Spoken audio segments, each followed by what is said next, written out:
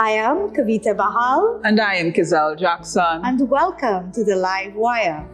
So Kizal, what's going on in the Caribbean of lately? Good news. Guyana creates history as the first deputy political speaker is an indigenous person. So congratulations to the Amerindian population with Lennox Schumann. As well as in Jamaica, Prime Minister Holness won by a landslide.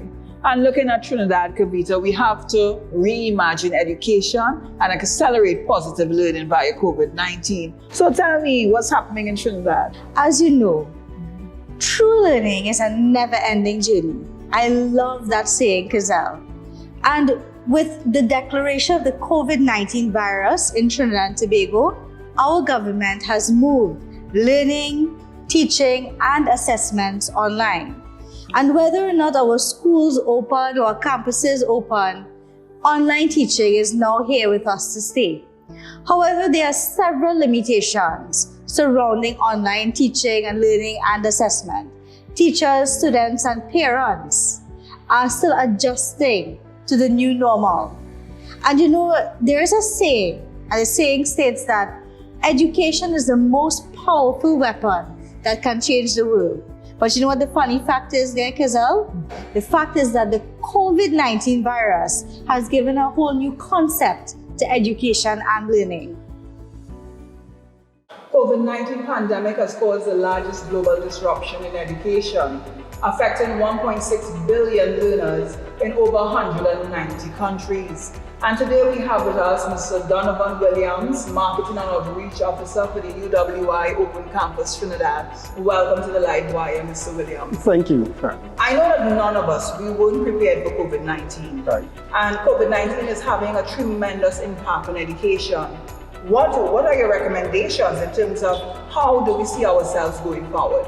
Well, my recommendation is to keep the focus on blended learning. We know that some ministries throughout the Caribbean region have been placing emphasis on technology and the learning components using technology. So for example, UWI Open Campus since 2008, we have been having online classes. So for example, all of our bachelor's degree, master's degrees, PhD programs are done online.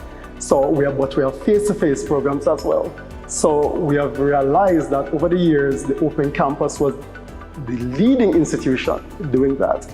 But going forward, we have to now consider the adaptation of that model by other institutions, because it can't just be the Open Campus. Of course, we're going to lead the way, but what I strongly recommend is that the various governments and various ministries of education throughout the region adopt this model, that even if we go back to what we consider the old normal, that is not limited to that face-to-face interaction, because we're dealing with people now who webinars every day. So, you know, even if you weren't in practice before, you are now accustomed to that. And I believe you can reach people more, you can reach to your audience more, you can reach to your population more in terms of getting them to train, retrain, and retool. Even if we go back to where it was before, I believe a big part of the curriculum going forward in the various jurisdictions, you adopt that technological approach to learning.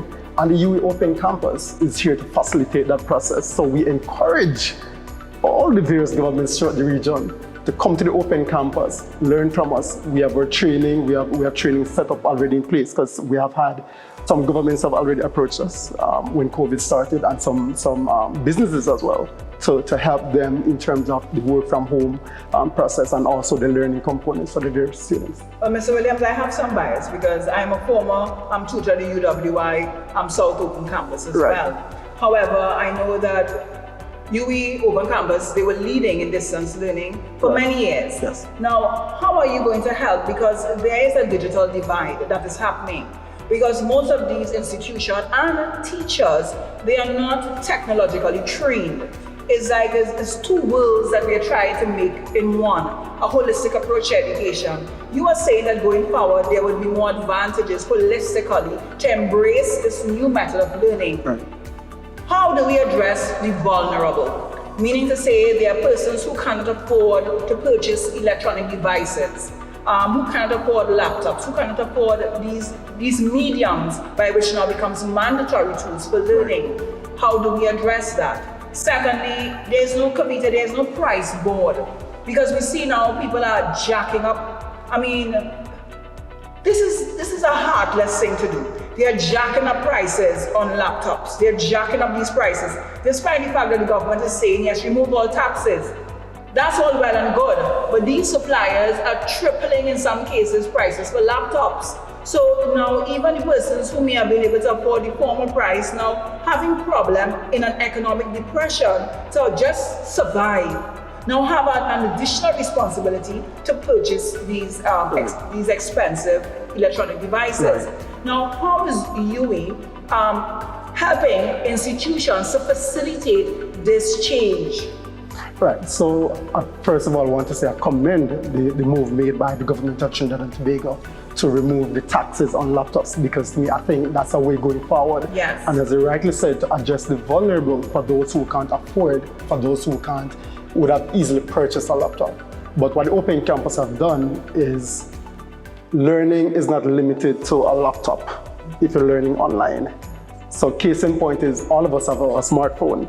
So most of us, that's right, stand corrected. Most of us have a smartphone, and we have catered to learning even from your smartphone, right? So we can go as far as possible to address the capitalist approach that a lot of businesses have taken.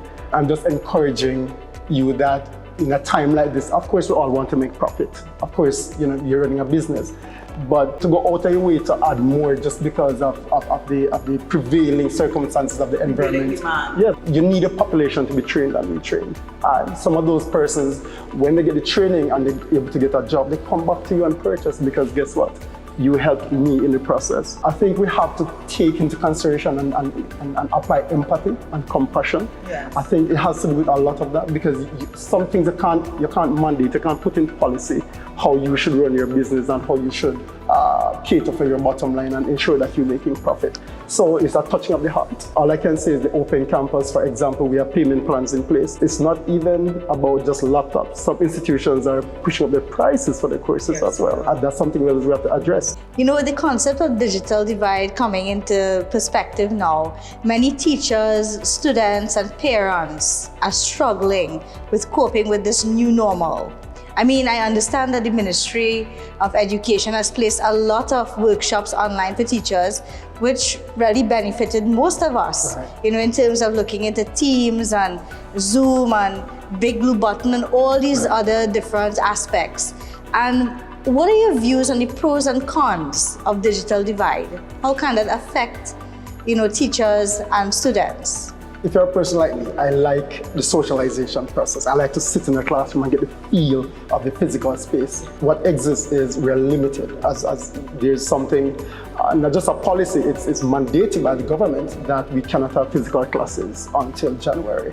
And just on that basis but even so too, you know, right, even if schools and campuses do reopen, right, physical distancing will still have to continue. So maybe right, some days you'll have to be online. Yes. Some days you may, it's like a roster system. Right. So at the end of the day, this is here to stay. Right. And it's a part of our reality now. You know, so whether we are struggling or not, right, I guess with time, you know, everybody will learn to adjust right, to the new normal. You know what I like about people, and my master's in human communication studies, what I like about people, especially Caribbean people, we're adaptable and we're resilient. We're resilient to the people and we're adaptable, right? And when COVID hit, the first thing that hit me is like, I have hope, because in the Caribbean, whether you're in Jamaica where I'm from or in Trinidad where I've been living for the last 12 and a half years, I've come to realize that while there's some cultural differences, there's something about us that's fundamental. The same. Right, that's the same. That says, listen, no matter what the thing looks like, we will find, not sneak around it, but find a way to build around it. But you know, Kizla, on the last live wire, we spoke about the fact that even though COVID has brought a dampening, it has still brought some rays of sunlight. Yes. In other words, we were forced to go with the time or move Right. with the time, Yes. in other ways, Yes. in terms of getting into this digital aspect, Right. the electronic phase then. Yes. Because, you know, other than we would have been laid back. Right. But, you know, we were forced to. Right. But so far, I think that adapting to it, I mean, although for teachers right now, it's a lot. Right. You know, the stress level, to the top of the roof. Yes, But yes. students, this is a part of their era. This is part, right. So they too are teaching us That's right. as well now how to adapt. So it is worlds that are meeting right now.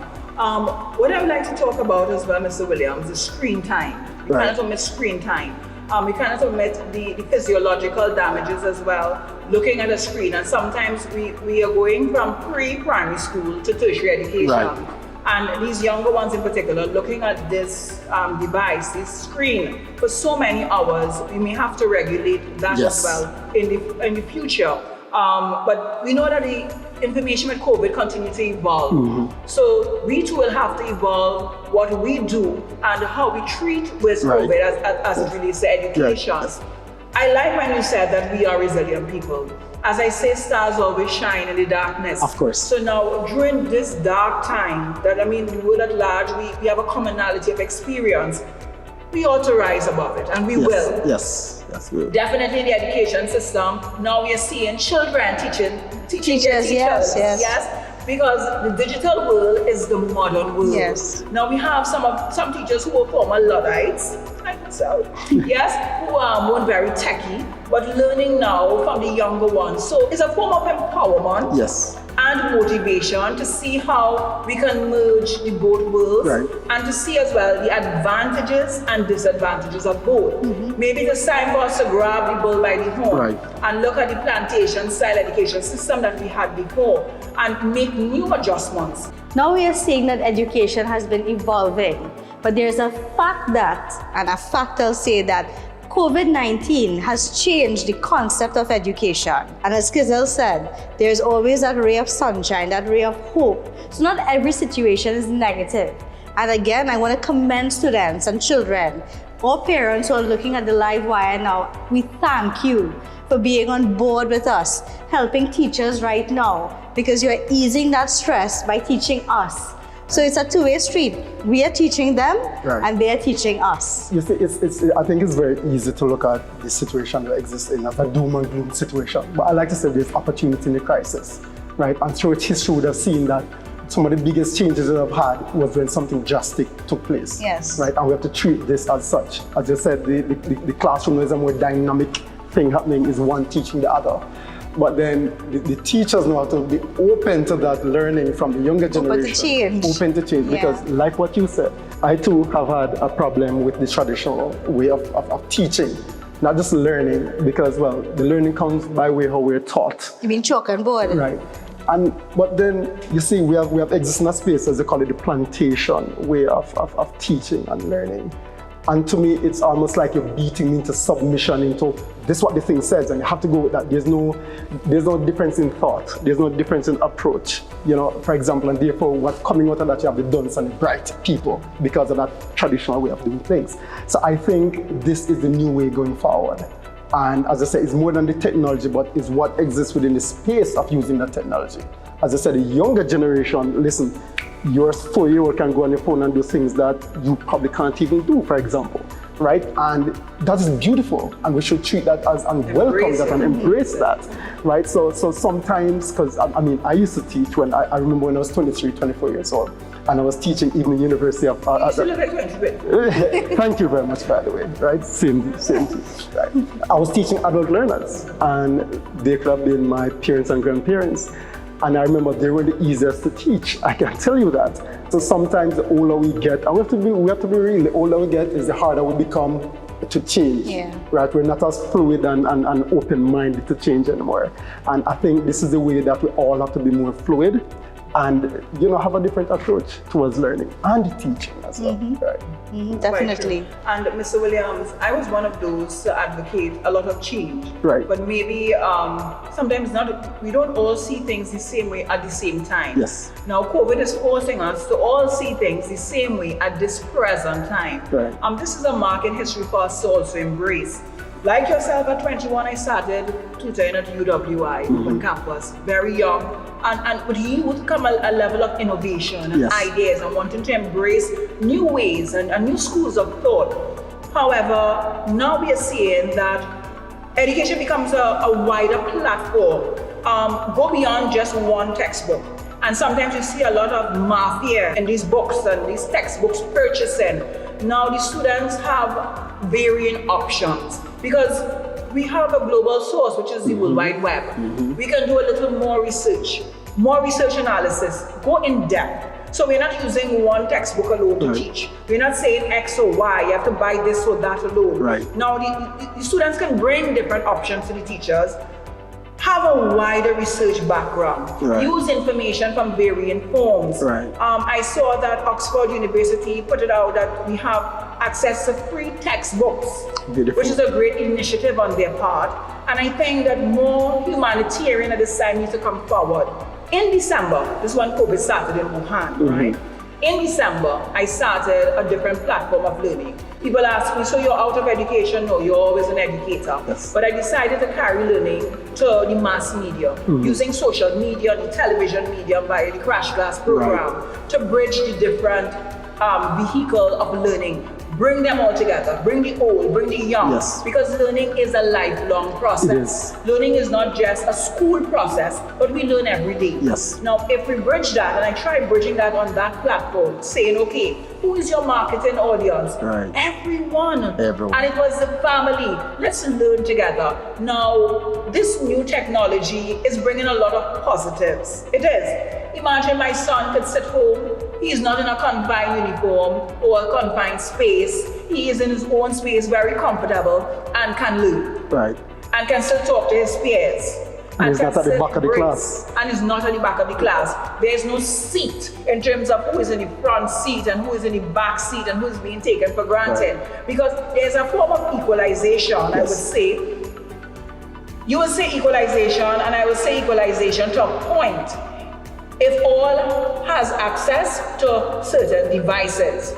Now, I would like to see philanthropists in the Caribbean coming out and making more donations to families that are vulnerable. We can't always sit and wait for a government, because yes, I would like the government to do more. Make sure that you have the tool, because yes, we can sit and say all these changes are all well and good, but for a parent who, and there are remote areas in Trinidad that still do not have access to Wi-Fi, that still do not have access to certain things because they are still remote. And that's where we look at limitations. What about those children? So, all well and good with advancement, all well and good with embracing change, but we have to remember these less fortunate. We have to remember these vulnerable children, because then they are disadvantaged. They are disadvantaged because why? I do not have the resources. And this is what free education meant for the Caribbean, universal adult suffrage. So then, are we bridging on human rights as well? Because they have the right to be educated. Then that will mean they have the right to assess and access as well to the necessary tools, which would be the varying devices. So that first and foremost needs to be to the front burner of our issue. Yes, we have, you're right. The equity has to come into play. You know, everyone has to have equal access, and that's what I believe in as a citizen. Whether, as you rightly said, philanthropy stepping in, but also to reach out to corporate Trinidad as well. You know, we have mobile suppliers, we have suppliers of internet, broadband internet right across, and we have varying no, we are asking green, and we are asking the red and the blue, everyone and support. And you see, my whole theme is that no student should be left behind. Thank you very much. So now, if the Digicel who is listening to me and the B-Mobile who is listening to me, and they come together and they do something, because then we'll have a missing generation in education if we do not act and act quickly. But you know, a lot of people think, right, that you know the doors of the schools are closed. Teachers are working harder than ever before to ensure that these children, that their needs are catered to. And you know, I think that parents need to understand this. You have to be able to cooperate and work along with your educators in order for us to have some sort of progress in the education system. So we're asking for holistic approach. Yes, it's not a blame game. It's a matter about support. As a matter of fact, part of the opportunity I see coming out of COVID is, before, a lot of parents used to rely on the teachers to track the progress of the students. When they go home, it's only time to eat, do your homework, go to your bed.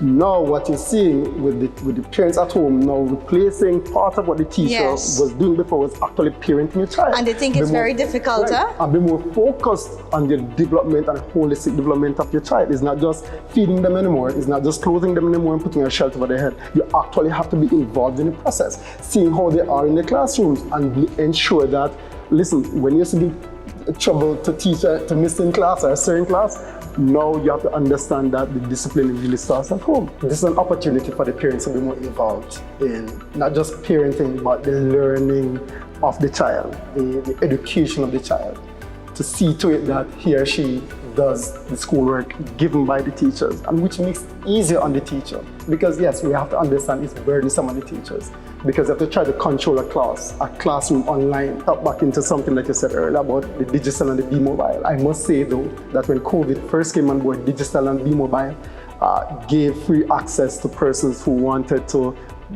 view any of the campus's websites, whether it is Open Campus, whether it's St. Augustine Campus and so forth. And also said two keywords, you said lifelong learning and you said bridging. And that's what Open Campus does, because we provide opportunity for everyone to come back to school. Even to the point where, like, for example, the Open Campus, where we came from was School of Continuing Studies, but before that was extramural. And the campus was actually set up for persons who want to go back to school, like the mothers, the fathers, or even grandma who didn't do so well and wanted to come back to school, or did some CSEC or whatever they did in their time, to now come and do a certificate that can bridge the gap or bridge you into a bachelor degree program.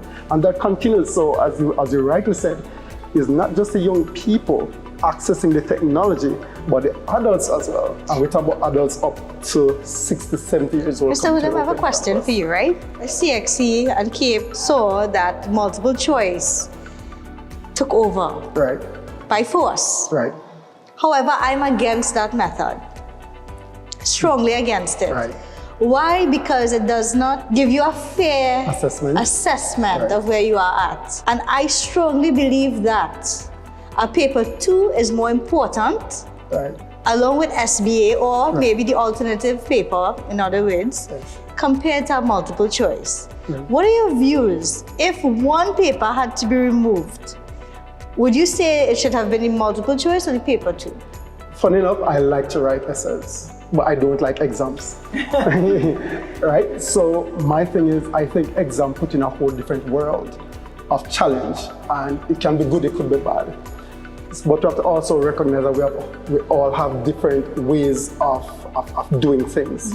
So you might be very good at remembering things. I might be very bad at remembering something, but give me a project and I clean that up. It comes back down to how do we teach, how do we learn. And the focus needs to shift now in how do we learn. We focus on teaching, but we need to focus on learning. So we focus on education and not so much learning aspect and the psychological aspects of learning.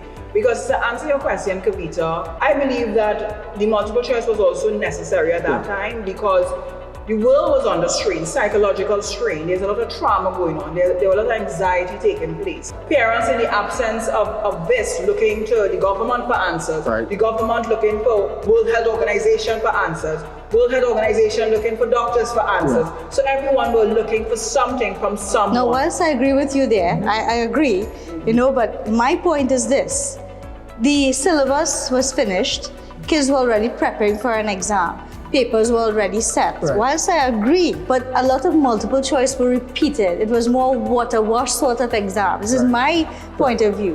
When in fact, paper 2 test on knowledge, content. But could you really measure knowledge and content at a critical time? It's like telling me, I am giving birth, I'm having a delivery. Now this is the time where you want to do an interview. You understand? Right. So then there's time and place for everything. And at that time, I don't think of paper 2, because we are going into the mind. We're going to write. Yes, you may have been well prepared and the students would have had ample time, but understanding the emergency of the situation at that time. I understand, but I still beg to disagree, Yeah. because of the fact. We can. Because of the fact that a lot of kids came out of that exam saying, "Ooh, yay! 50 multiple choice repeated."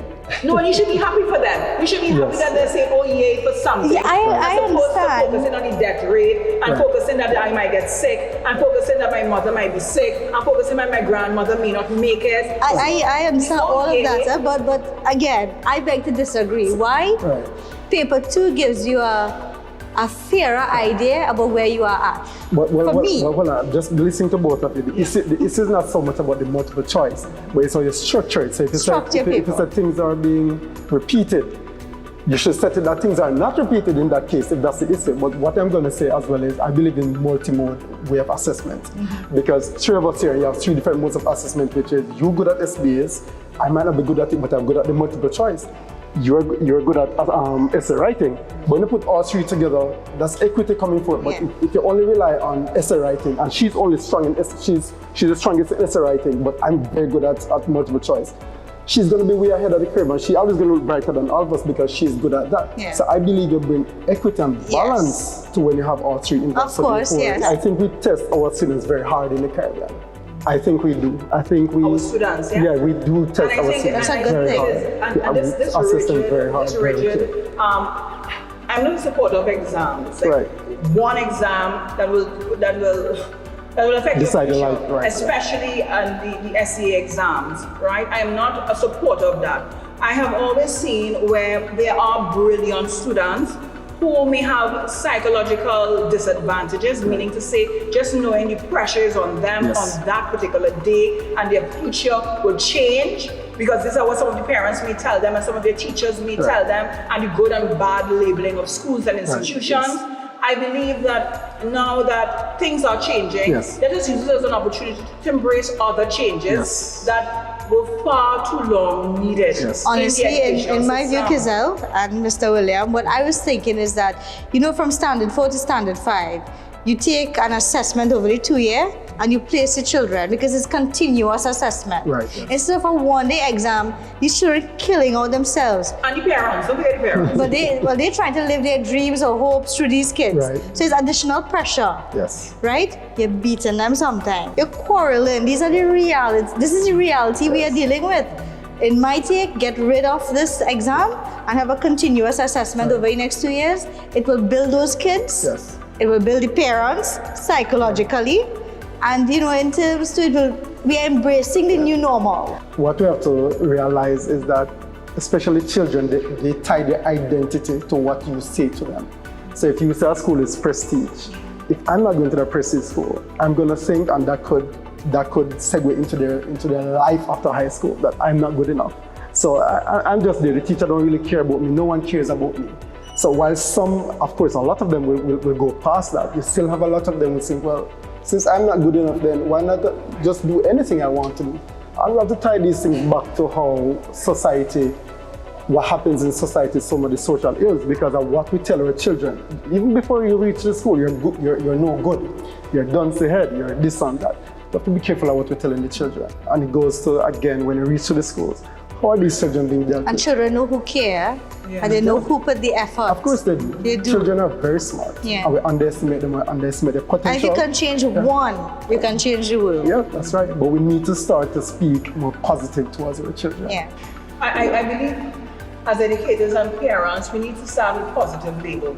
Because there's a theory in sociology that says that we respond or reciprocate based Right. on the associated label. Right. So if you label me as no good, well, more than likely I'll be no good too. Right. But you label me as good, I will try to live up to the Right. expectations of that label.